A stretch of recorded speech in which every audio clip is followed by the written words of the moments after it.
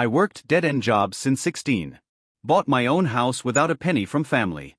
Then my entitled parents sued me for stealing my brother's opportunities because I refused to pay his tuition and hand him my house. All right, Reddit. Figured I'd share something that went down in my life. Long story short, I've been on my own since I was a teenager, while my younger brother got treated like royalty. I busted my ass, built a career, and bought myself a house. Thought my family might be proud. Turns out they had other plans. What started as petty comments turned into something way bigger than I ever expected. I am Alex, 27, male. But the story really starts when I was a teenager. My house growing up wasn't normal in the way you'd think. Most parents do things for their kids because that's what parents do, right? Mine treated it like a tab they were running. If they gave you lunch money, that went on the scoreboard. If they gave you a ride to practice, on the scoreboard. Even stuff like doctor visits somehow counted as a debt. They never said it straight out, but it was always there, hanging in the air.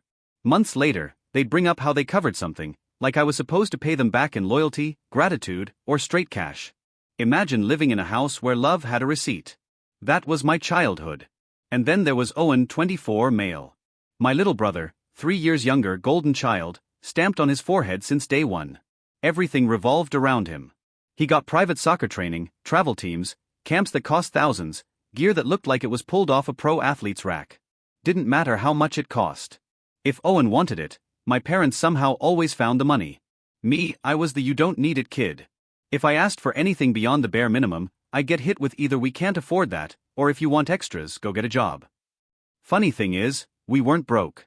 Both my parents had decent jobs. They just decided Owen was the investment worth making, and I was the side project they didn't care to fund. So I got the message loud and clear early on. At 16, while Owen was out on weekends scoring goals and having my parents cheer him on from the sidelines, I was bussing tables at a greasy diner.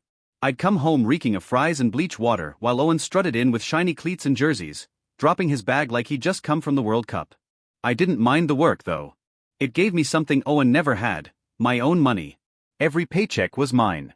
No scoreboard, no fake help with strings attached. Just me earning it. A year later, I picked up another gig after school. A local garage owner took me on part-time, mostly sweeping floors and grabbing tools, but he noticed I wasn't useless with my hands.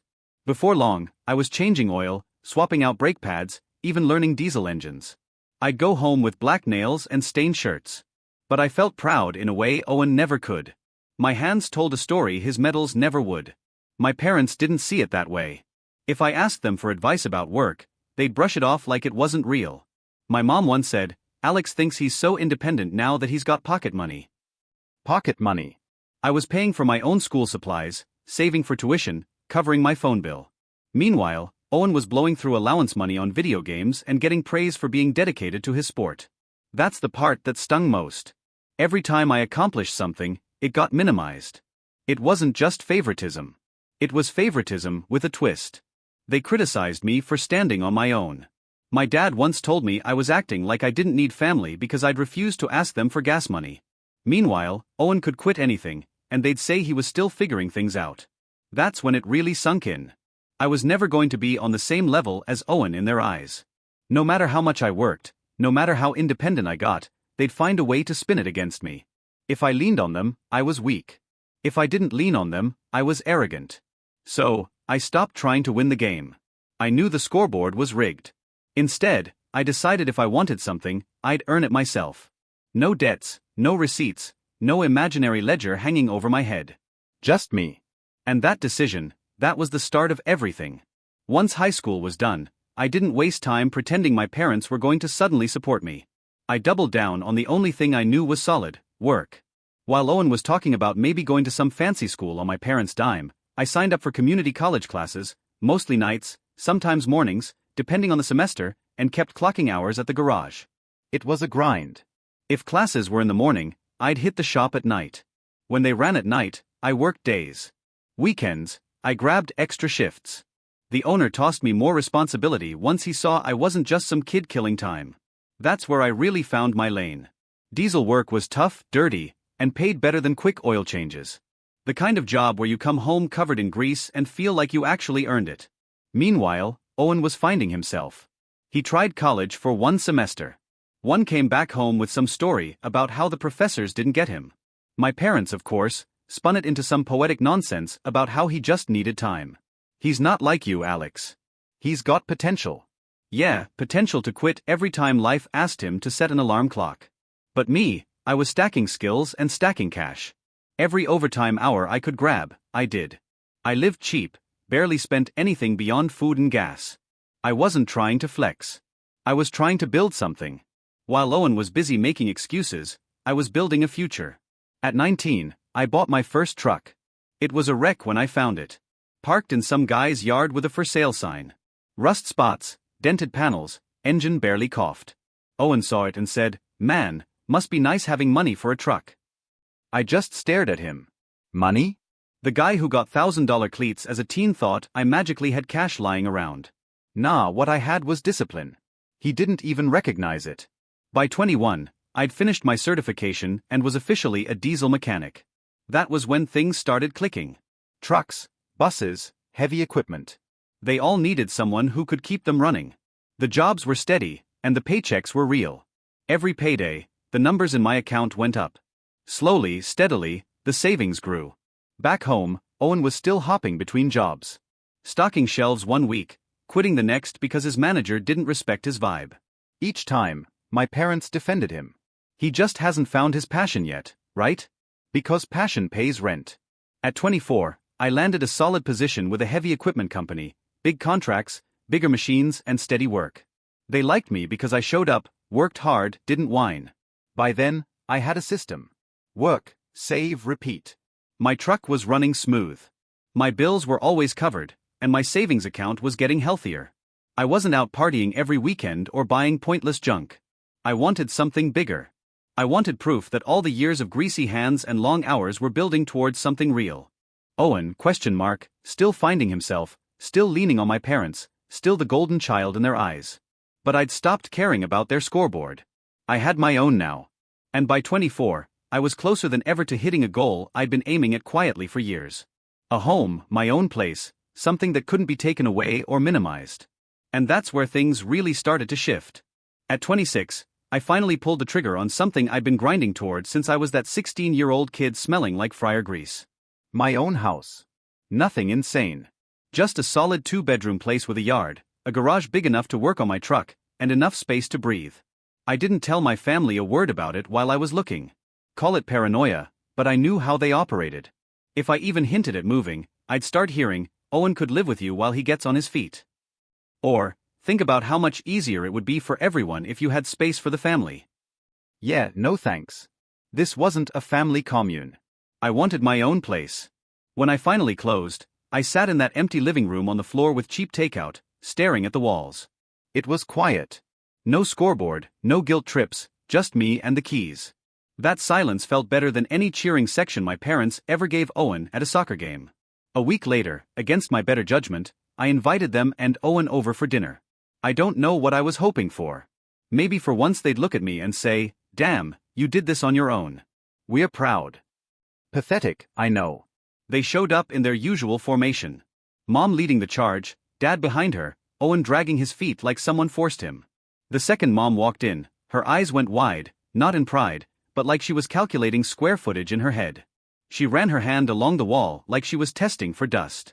Peeked into the kitchen and said, "These cabinets are nice. You know, if Owen lived here, he'd probably need a bigger fridge." I raised an eyebrow. Good thing Owen doesn't live here then. Dad gave one of his half chuckles, the kind that always came before a dig. "What? You rob a bank or something?" I replied if I did, I'd still be ahead of Owen. At least then I'd have cash in hand. Owen didn't even say hello. He stomped around the house like a kid casing a video game map. He peeked in the bedrooms, checked out the garage, then came back into the living room and shrugged. "It's all right, I guess. Kind of big for one person, though, isn't it?" We sat down to eat. Steak, potatoes, salad. Nothing crazy, but way above diner food. I'd actually cooked it myself, which was probably another crime in their eyes. Mom chewed slowly, looking around between bites, and finally dropped the line I knew was coming. "It's nice, Alex, but don't you think it's a bit much for someone your age?"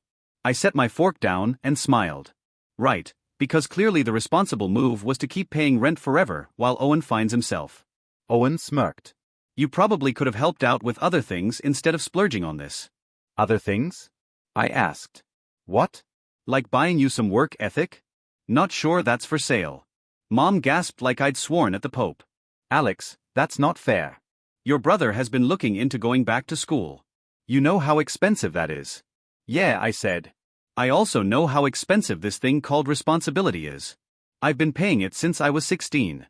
Dad chimed in, muttering, family helps family. I shot him a look. Funny, because when I was working double shifts at the garage to pay tuition, I don't remember any family showing up with a scholarship. Guess the rule only goes one way, huh? Owen scowled. You don't get it. You've got all this now, and I'm stuck at home. I gestured around. All this? A house with mismatched furniture and a lawn I still mow myself. This is called grinding, Owen. You should try it sometime. It's crazy. You show up, people give you money, and then you buy stuff without begging your older brother. Mom sighed dramatically, putting her fork down like she was in a soap commercial. We just thought now that you have this big house, you could chip in a little to give him a head start. I laughed, not polite laughter, the real sarcastic kind. Oh, my mistake. I didn't realize mortgages came with a sponsor your sibling option. Must have been hidden in the fine print next to the property taxes. That shut them up for maybe 5 seconds. Then Dad leaned back, arms crossed. Don't act like you got here without us. We raised you. We made sacrifices, too. Sacrifices? I asked, leaning forward. You mean how you gave Owen private coaching while I bought my own sneakers? Or how I worked nights to cover school while you covered his beer money? Yeah, real noble sacrifices. The silence got heavier. Mom tried to pull the guilt card again. Don't be selfish, Alex. He's your brother. He deserves a fair shot. Fair shot? I snapped. He's had more shots than a shooting range. College, jobs, you name it. He dropped the ball every time. Me not paying his tuition isn't unfair. It's reality finally catching up. Owen slammed his fork down. You just think you're better than me. No, I said calmly. I don't think I'm better. I know I'm better than you. That was the moment I saw it on their faces. They weren't proud. They weren't even neutral. They were bitter. My success wasn't a family win to them. It was a debt they thought I owed. They finished dinner quick after that. Owen sulked in the corner like someone stole his Xbox. Dad refused to look at me, and Mom gave me that passive-aggressive hug at the door. She squeezed my arm and whispered, "We'll talk about this again." I pulled back, met her eyes, and said flatly, "No, we won't." I shut the door behind them, locked it, and stood there in the quiet. I'd invited them, hoping for pride, maybe even respect. Instead, all I got was entitlement, excuses, and the confirmation that no matter what I did, they'd always find a way to make it about Owen. That dinner was supposed to be a celebration. Instead, it was the warning shot of the war they were about to start. The following week, my phone started blowing up like I'd signed up for telemarketing spam. Mom would call during work, during dinner, even late at night. It was never, "How are you doing, Alex?" It was always, "Owen's been looking at programs, but tuition is just impossible right now." Isn't it such a shame when people in the family have the means to help and just don't? Translation: open your wallet, Alex. Owen needs a bailout. I kept calm at first. Mom, Owen's tuition is not my responsibility. He's a grown man. He can get loans, work, study, jobs, like the rest of us. She didn't like that answer. Next day, Dad called, playing his usual role of backup singer. Family helps family. You forgotten where you came from? I laughed. Click. He hung up. It didn't stop. Every conversation turned into a guilt trip. Mom would fake cry on the phone. Heavy breathing like she was auditioning for a soap opera. You're tearing this family apart. Your brother feels like you want him to fail. Want him to fail? The guy failed before I was even old enough to legally drink. All I did was refuse to keep paying for the highlight reel. Then came Owen's text. We need to talk. Come by. Against my better judgment, I went. Maybe he'd actually grown a spine and wanted to hash it out man to man. When I showed up, though, it was worse than I thought. Mom and Dad were there, too, sitting at the kitchen table like they were staging an intervention. Papers spread everywhere. College brochures, tuition breakdowns, even a handwritten payment plan. And not for Owen. No, for me. I laughed out loud. You seriously made a payment plan for my money? For him? Mom gave me that sharp look, the one that was supposed to make me cower. This isn't a joke, Alex. This is his future. If you care about family, you'll do this. Owen leaned back, arms crossed. Zero shame. It's not like you don't have the money. You bought a whole house, man. Why should you get to have all that while I'm stuck here? I stared at him. Because I worked. You quit repeatedly. You can't even hold a part-time job longer than a gym membership trial. And you think I should pay for round 2 of your college tour? Nah. Dad muttered, "Don't be disrespectful."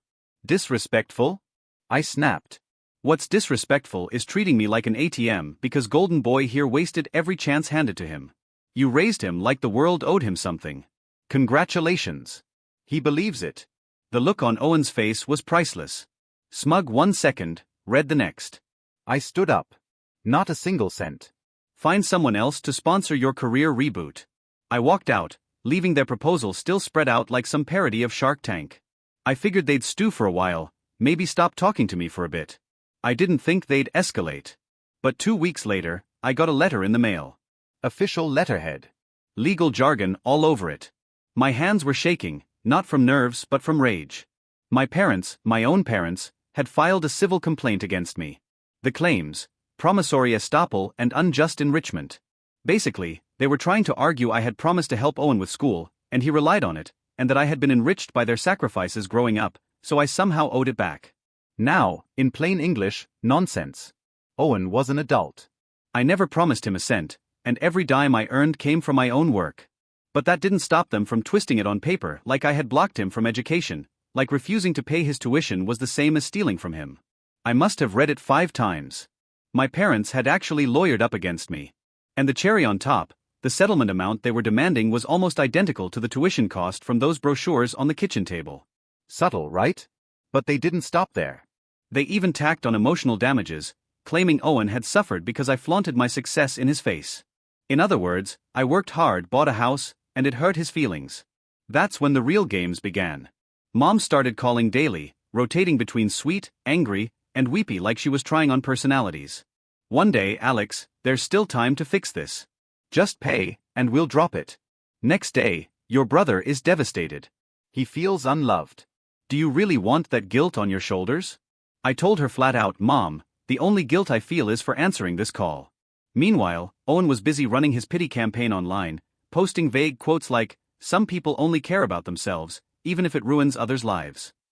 Sad emojis, inspirational memes about loyalty, all that fake, deep nonsense. His buddies and cousins who didn't know the full story chimed in. "That's so messed up, bro. Stay strong." Oh, Owen was loving it. Playing victim in public, milking sympathy while his lawyer was trying to rob me behind the scenes. It got even better. At a cousin's birthday party, my aunt pulled me aside. "I just wish you and Owen could work this out. He's been so down since you bought that house." I blinked. Down since I bought the house? Did he buy the house and forget to tell me? She frowned. Well, your parents said you refused to help him after making all that money. There it was. They weren't just dragging me to court. They were rewriting history for the entire family. No mention of me bussing tables at 16. No mention of me paying my own way through school. Just the family-friendly edit: "Alex is rich and selfish." It stung. I wasn't just being painted as selfish. I was being erased. Years of sacrifice, long nights, calloused hands, and the only narrative that mattered was Alex refused to share. The low point: Mom actually called my realtor, pretended to be a family friend, asking if the house might be available soon. My realtor, suspicious, pressed her, then documented the whole call and forwarded me the notes. Mom hinted I might not be able to keep it much longer, and it would be a shame if it went to waste when another family member could use it. Translation: they wanted my house, not just my money, my house. I confronted Mom over the phone. "Why did you call my realtor?" Her voice was syrupy sweet. "I was just looking out for the family. If things don't go your way in court, it would be better if the house stayed with someone in the family instead of strangers. You know, Owen would take good care of it." I clenched my jaw. "So, you're already planning for me to lose before the case is even over." It's not about guilt, Alex. It's about doing what's right for your brother. He's been through so much. I laughed bitterly. He's been through every opportunity you handed him while I've been on my own since I was a teenager. I earned this house. You never helped me, not once. And now you think you can just take it? Don't be dramatic, she snapped. You wouldn't be where you are without how we raised you. This is your chance to give back. Give back. The same word she used when I was 16 and she tried to take half my paycheck for household expenses. The same words when I refused to co-sign a car loan for Owen at 21. To them, my success was never mine. It was a debt they thought they could collect whenever Owen needed a bailout. I hung up. My hands were shaking, but not from fear, from clarity. That lawsuit wasn't just about tuition. It was about leverage. They wanted to strip me of the one thing that symbolized all those years of grinding, my home. And they were willing to drag me through court, smear me to the family, and rewrite my entire life story just to get it. Fine. If they wanted war, I'd give them one, but not on their terms. The lawsuit was grinding forward like a slow-motion car wreck. Every time my lawyer forwarded me new filings, I'd see my parents' names and Owen's name in black and white. And it hit the same every time. These people weren't just family anymore. They were opponents. And while I wasn't about to roll over, I couldn't pretend it wasn't eating at me. Nights got rough. I'd lie awake staring at the ceiling, replaying every move in my head. The stress showed. Work wasn't any better. I'd catch myself zoning out in meetings. Deadlines slipping, mistakes creeping in. My boss pulled me aside. "Alex, I don't know what's going on, but you've never been this checked out." I didn't spill the whole family drama, but I told him it was a legal mess. He gave me this look, half concerned, half warning. Get it handled. You're too good at what you do to lose it over this. That was the gut check I needed. They weren't just coming for my money and my house. They were trying to bleed me dry until I cracked. And if I let that happen, I'd lose way more than a lawsuit. So, I snapped back into gear. First move, shut them out. No more answering mom's guilt-drenched voicemails. No more picking up dad's lectures about family helping family. No more letting Owen smirk on my porch. My lawyer handled every single call, email, or letter. If they wanted to talk to me, they'd have to do it through someone who billed by the hour. Next step, fortify. I went through every account I had, savings, retirement, credit, changed passwords, added extra security, froze anything that smelled off. I pulled my credit report to make sure they hadn't tried something shady like opening accounts under my name. I wasn't leaving a single window open for them to climb through. The biggest step was going on offense. Quietly, I hired a private investigator, not for anything shady, just the truth. I wanted to know exactly what Owen had been doing while he cried broke and whether my parents had a history of pulling these family sacrifices on other relatives. 2 weeks later, I had a folder thick enough to choke on. Inside, screenshots from Owen's private social media where he was showing off new electronics, road trips, even test driving cars while supposedly too poor to buy textbooks. There were property records showing my parents once pressured my late aunt to sell them land dirt cheap, which explained why that side of the family never looked them in the eye at reunions. Every page was proof of entitlement stacked on top of entitlement. Meanwhile, my lawyer was building his own arsenal. He dug up Owen's employment history, the trail of short-term jobs he'd quit with excuses about bad management. He found records of Owen's failed first attempt at college, complete with tuition refunds. We stacked it all in a neat timeline that screamed one thing: Owen had every opportunity, and he squandered all of it. I didn't broadcast any of this outwardly. I played it cool. If relatives asked how I was doing, I'd shrug and say, handling it. That was all. Let them think I'd gone quiet, maybe even broken down. Let my parents think their pressure was working. That's what they wanted, me cornered, desperate, begging. But behind the scenes, I was loading the chamber. Every voicemail mom left about me being selfish. Every pity post Owen made. Every legal filing where they twisted reality. I saved it all. Proof wasn't just defense. It was ammo. And here's the funny thing. The quieter I got, the louder they got. Mom started calling aunts and uncles, painting me as the villain. Owen posted more cryptic trash online, trying to set up his sob story.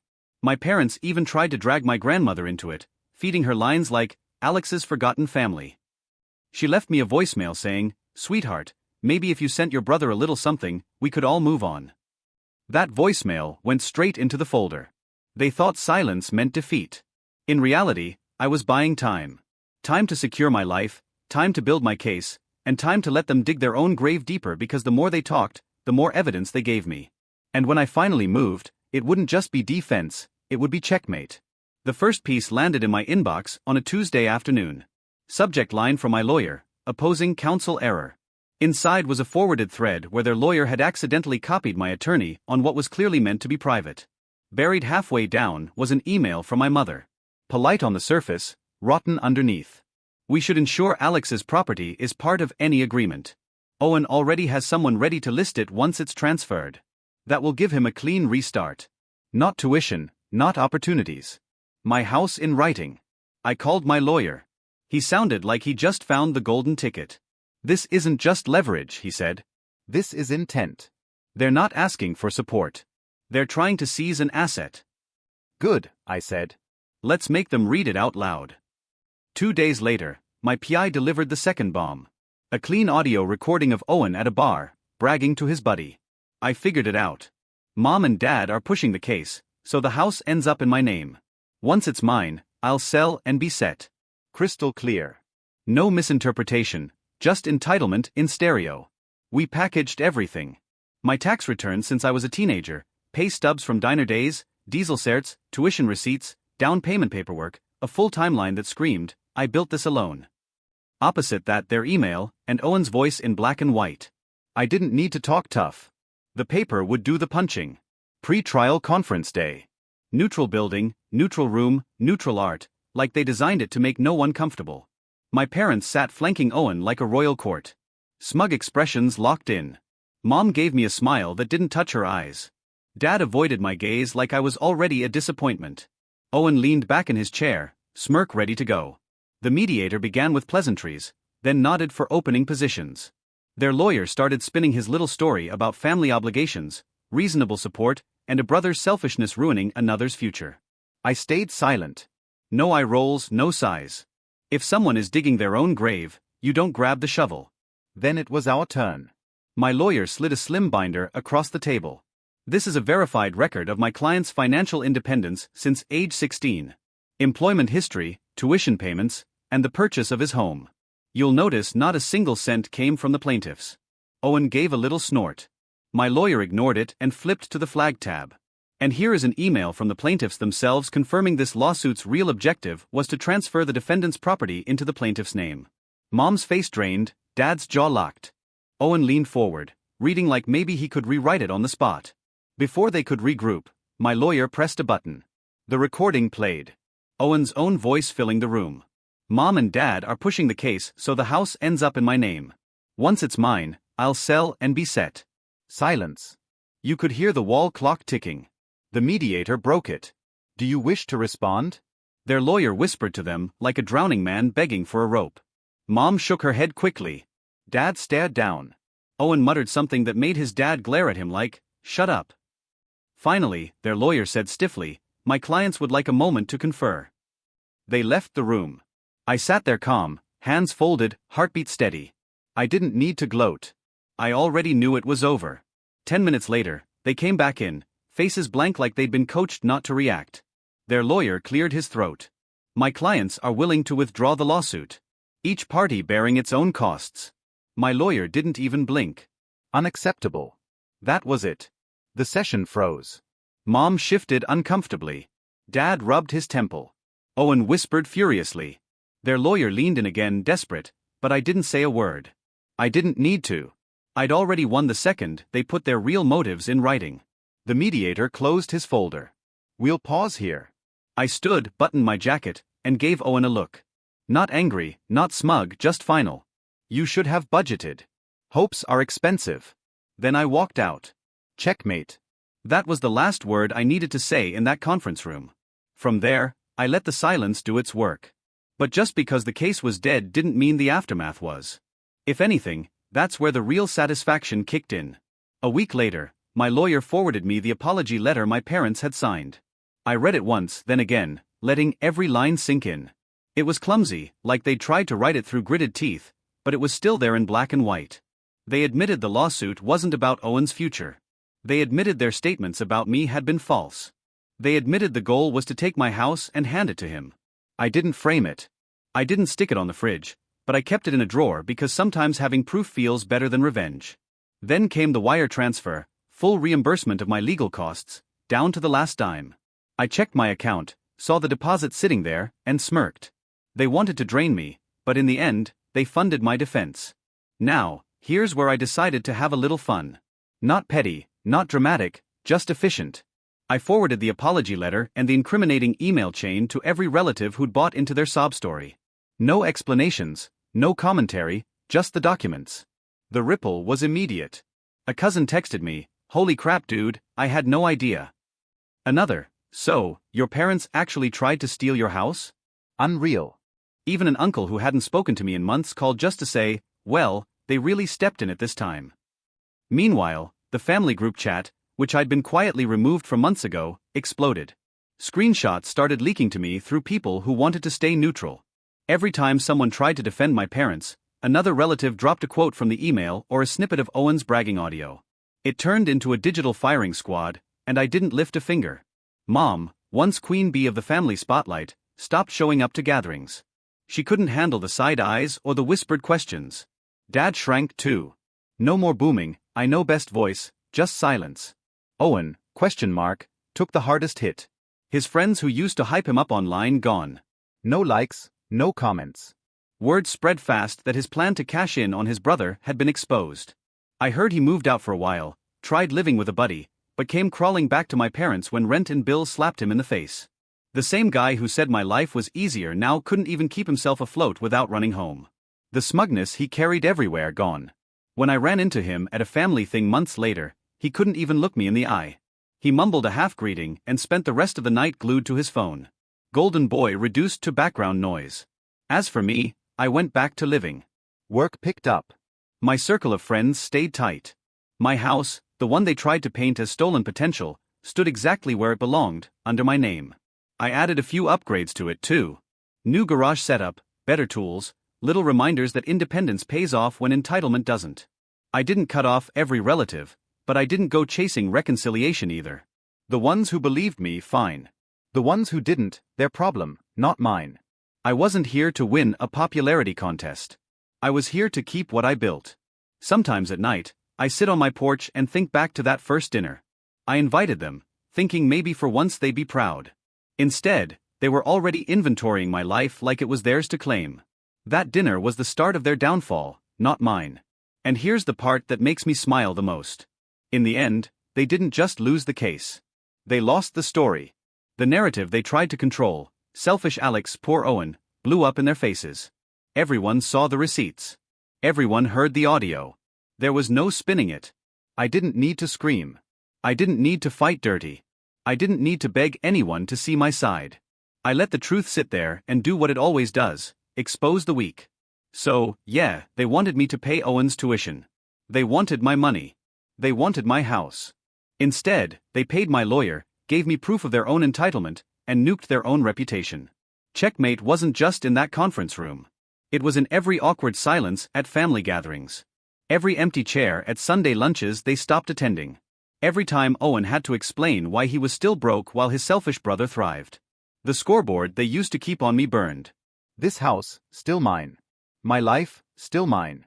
And no matter how much they tried to twist it, the fact was simple.